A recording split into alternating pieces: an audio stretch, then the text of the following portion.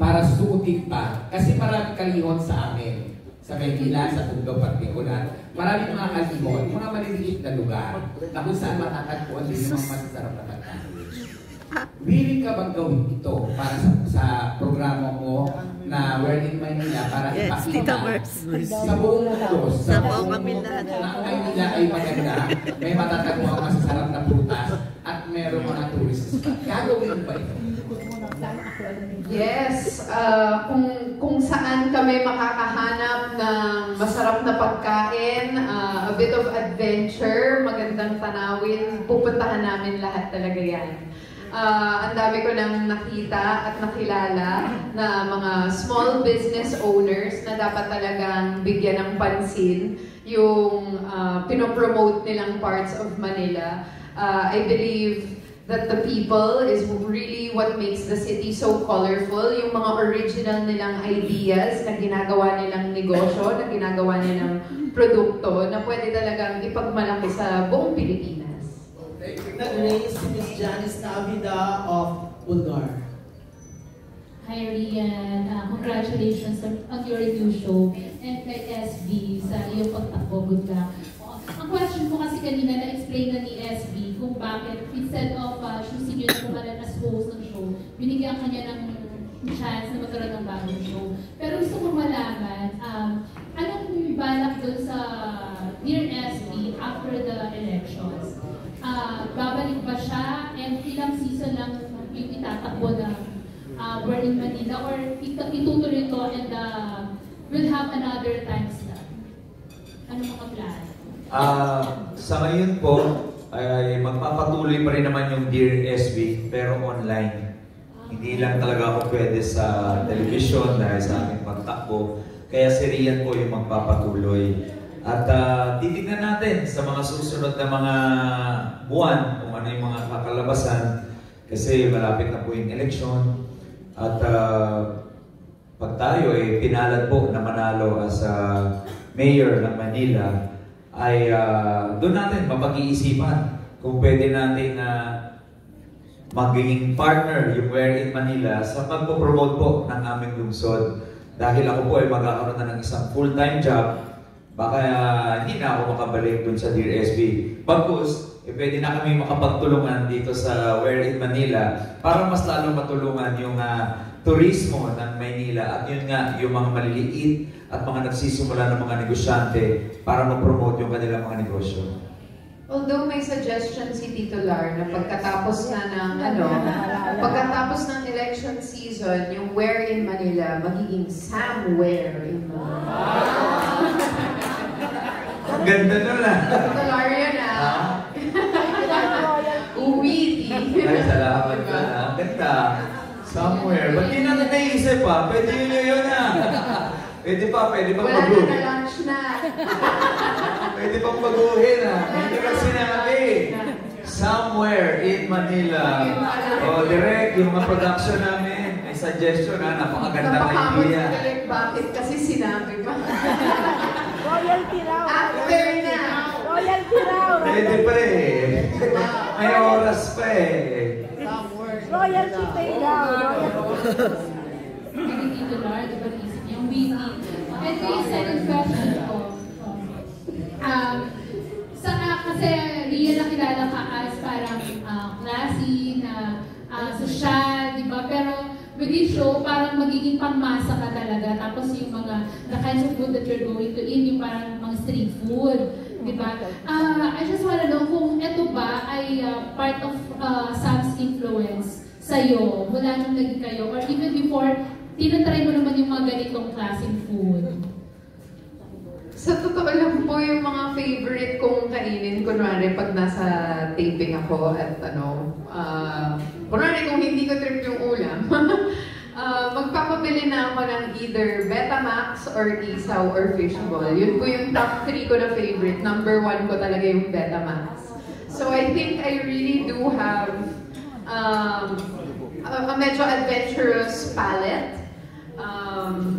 But I think that's what makes us get along also. Kasi we're always willing to explore, di ba? We always have these fun experiences together na pag pag may nadidiscover siya, alam niya, ay naku, matutuwa dito si Rian, may matitaste na naman siya for the first time.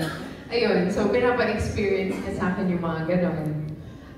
But yeah, I think I've always had it inside me since childhood pa.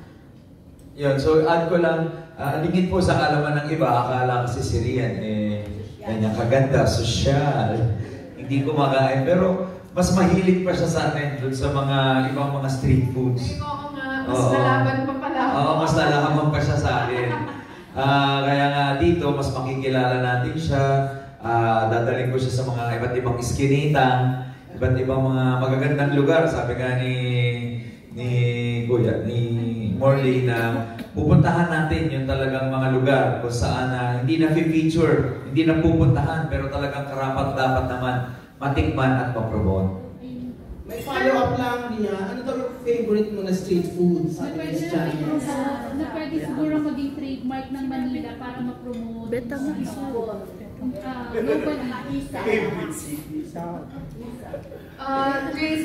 Trademark ng Manila? Well, ako, di ba meron pong siomai nila? Yung nanggaling kasi yun sa, ang Chinatown ay nasa Manila. So, you would expect na yung siomai, although we know it's Chinese food, di ba? Parang sobrang Philippine staple na siya eh. So, yun yung siomai ng Maynila, yung mas malaki, mas masarap, gano'n. Pang-ulam level na siomai. But, ayun, marami din eh, di ba? Minsan lang may nauso yung, anong tawag dito? Pero this is all over the Philippines na din. Yung balot na may chili garlic, na may inihaw. Ang sarap din nun eh. So, maraming mga sizzling na balot. So, marami din mga food na gano'n na akala natin, na-try na natin, and everything. Pero yung mga small business owners ang gumagawa ng sarili nilang version or twist na minsan sumisikat across the whole country din. Okay. Ang dami sumisenyas. Okay. Si Ms. Mary of GMA News. Hi, good afternoon. For Ian, sunod ko na lang din yung tanong ni Janice kasi yun nga, you have the image na medyo social daw. Can we expect you to come or to go to places such as far as Ilaya, mga ganon, Pierre, para ma-explore mo yung buong Maynila? Siguro po part po yun ng image ko, pero ang hirap kasi pag nanggaling sa akin eh. Pero maniwala kayo sa akin, sa totoo lang, hindi naman ako maarte. Magkaiba naman yung sinasabi yung Inglesera or gano'n sa maarte. And honestly, ang mga tao po sa showbiz, although akala mo, glamorous, gano'n, hindi ka talaga pwedeng maarte sa negosyong ito. Kasi lahat talaga mapupuntahan mo at lahat ma-experience mo. Gagapang at iiyak at sasampal-sampalin ka sa putik. Walang maarteng gumagawa nun. So, I'm actually very adventurous and I love to experience new things.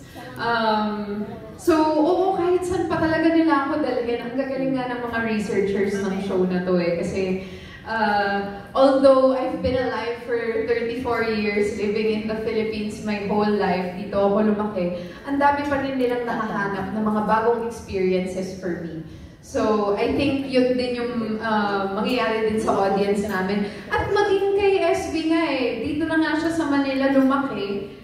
And yet, may mga first-time experiences din siyang nangyayari pa rin every day. So, yun yung gusto kong ma-feel din ng audience natin. Kahit dito sila nakatira, ay, di pa natin napuntahan yan, no? Ang dami pa lang pwede pang magawa at ma-experience at mapuntahan at dalhin, pwede kong dalhin dyan si Jowa sa next date namin. Ganun. Ayun. Last na lang, siguro yung top 3 that comes to mind na places, aside from food spots, no, na nagulat ka na meron palang ganito sa Manila. Well, may hindi pa ako napupuntahan, but apparently, nakita ko lang sa social media yung may bagong attraction yung Ocean Park. Hopefully, mapuntahan natin. Ano pa ba? Na hindi food. Daya naman. Foodie ako eh. Oh, marami pa akong hindi napupuntahan, pero marami din akong nakikita on social media. Gusto ko puntahan yung bata na nagbebenta ng hotdog. Kilala niyo ba yun? Nakita niyo na ba yun? Yun, gusto ko puntahan yun eh. Ayun, marami pa kasing iba. Meron din kami nagawa na Chinatown episode, and marami akong hindi pa na-experience in terms of mga traditional Chinese medicine that's very available here in Manila. Thank you. Meron pa tayong Mag-add lang ako. Actually, yun din yung isa sa mga purpose ng show. Mapakita din sa amin, mapuntahan namin yung mga lugar na hindi pa namin napupuntahan.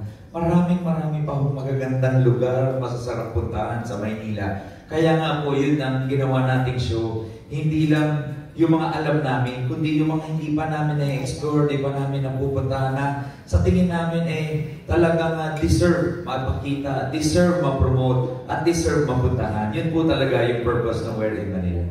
Thank you.